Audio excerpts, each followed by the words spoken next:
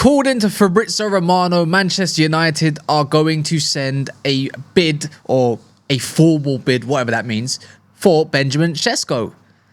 I wonder if it gets accepted or, gets rejected, like pretty much all the other bids. So we're going to have to wait on that one.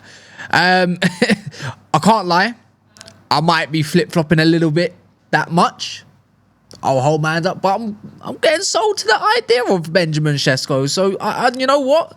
Let's see what happens. If the club wants him, we'll see what happens. I'm not crazy optimistic. To be fair, I've never even flip-flopped. I just mentioned that why would Arsenal get a project striker when they need a proper number 9 with Timberlands to go and shoot all their goals top bins when they're trying to win a league. Anywho, with United and Sesko, it's, it came out of nowhere pretty much. As anyone knew, I really wanted Watkins. But they're going to go for the younger striker. I do wonder if it's going to include Højlund going one way, or if it's going to go another way where it's more to do with the likes of just money, right? Maybe Sesko and Højlund goes into the season with Manchester United and Amorim. But something tells me the way Amorim spoke to the press about the market, and obviously when it was asking him about certain transfers, it did not seem quite confident in terms of the when it came to the Højlund part of it all. So I'm eager. I do hope Højlund's included. I think it'll be better for his development. But if Sesko, if convinced about the project and he's very, very open to joining Manchester United, even without European football, even though it's been said for, it's been said for weeks now and over again, we know how journalists like to be, then I don't see how he's not going to be convinced by the project. I mean, look what he has behind him at the moment. You got Mbumo, you got Acuna, you got Ahmad, you got Xerxes. There's a lot going on for him to succeed, where it might be that little bit different this time around compared to the last few years, bringing in players. Changing up the whole attack was exactly needed, but it's nice to see that United are showing intent after so many years. This is why you should never jump the gun too much and then judge everything after you see all the transfers and everything's in place on the pitch, and then we can really say, you know what, you're either good, you're bad, or you're just a bit meh.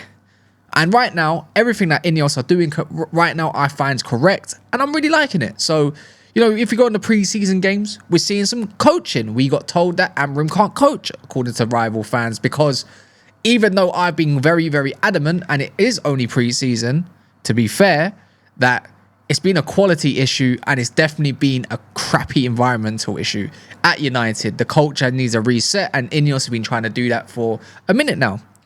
The one thing is they have tried to play the game, being broke and everything along them lines. But when we're seeing that Sesko can still be paid for even without the use of sales, it kind of just speaks volumes that when it does come to these kind of transfers, United will always, like all the media... like all the media does, like the underhand that United don't have much money in the summer. So it's not like we're relying on that. We got told that we are. What kind of cash reserves we're dipping into or what's happened of recent, well, we'll see what that is, But they said as long as it's before next year's PSR valuation, then United will be all fine. We already know that Garnacho is looking likely to go to Chelsea once they send their proposals. And they really want him. They're very keen on him. Again, called into Fabrizio Romano. So I'm pretty sure everything will be fine. That's why the strategy of, get him now and then basically deal with it later should always be the strategy for transfers anyways, because they're all going to go at some point, right? Right? Oh, yeah, by the way, I didn't get to mention, if you got this far, make sure you smash the likes and subscribe. Now, I think the question again will be with Sesko's overall gameplay. Does he gel well with the likes of Mbumo and Cunha? Even with the bid, we'll see if it's deemed too expensive or whatnot. There's a lot to understand at this point. But if you go off of stats or the eye test, you will know that Sesko definitely has good link up. It's actually got better link up than the likes of Ollie Watkins, but people don't want to give him that grace. My thing is how many times can you put that ball at the back of the net that we haven't seen in pretty much the last couple of years consistently if his name is not Bruno Fernandes? That would always be the question. So if United has been scouting this man for years and feel like he's the right fit, is the move now a little bit too premature because there's lack of option? Again, up for debate. It would be nice to get this one through the door before we even go and play our first game of the season against Arsenal, and I feel like there might be a way to, you know, stab them in the back. Imagine getting their number one target from before, didn't happen, getting for cheaper, better deal, and he ends up scoring against them. I'll be over the moon. You guys will be over the moon. Sesko does bring a quality I value so much, and I'm going to keep reminding people of this. And we saw a little glimpse of it yesterday. Dorgu puts in a cross. Højlund, not the greatest in the air, puts one in the back of the net by a header. Now, if you've got Sesko, he is much better in the air than the likes of Højlund. In terms of flick-ons, and Boomer would love them, I feel like we have got another way of scoring that it doesn't always have to be on the floor. Because the best thing with Sesko, he can play with Xerxes as well. I feel like it's very fluid. We've seen Sesko play more off the left for Leipzig, especially in his first season with them. And obviously in the second season, he played more of a second striker, linking up and getting involved with the midfield. Now, that's where I feel like Christian Vivel has looked at that. And, you know, he's the one that actually brought him in and pretty much said he's going to work. And if he is going to work, then everything's riding on his recommendation, because this is not a season that we can fluff around and, you know, find out later. It's impossible.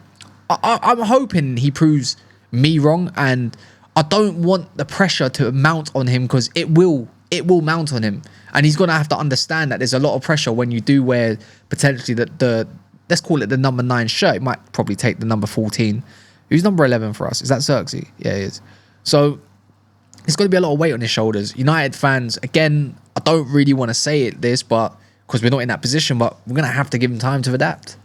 Same grace that we gave to Højlund, and the same grace we had to give to Xerxes as well.